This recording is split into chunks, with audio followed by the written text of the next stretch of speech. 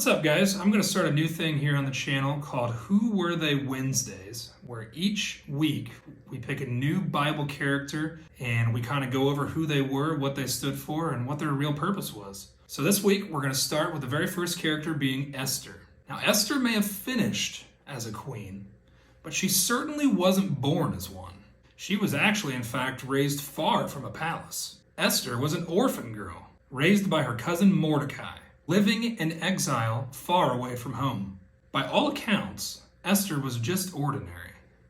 But if there's anything we know about God, it's that he specializes in using the ordinary to do the extraordinary.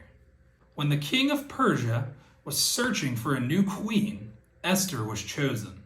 But being queen was not about the crown.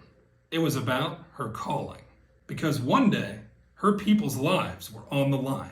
A decree of death hung over every Jewish person, and Esther was faced with a choice: stay silent in safety or risk it all to speak for what's right.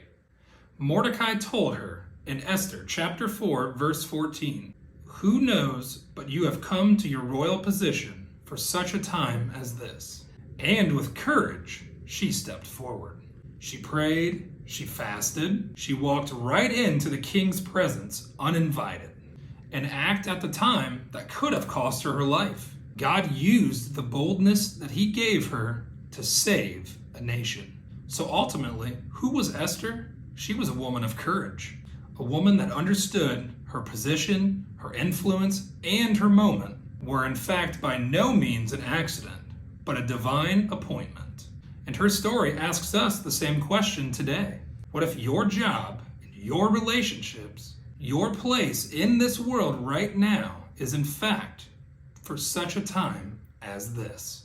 Are you going to make the same courageous and bold decisions that Esther made? Or are you going to sit passively on the sidelines and let somebody else decide for you?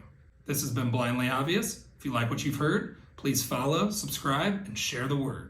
Peace, love, and God bless. Remember, the eyes mean nothing if the mind is blind.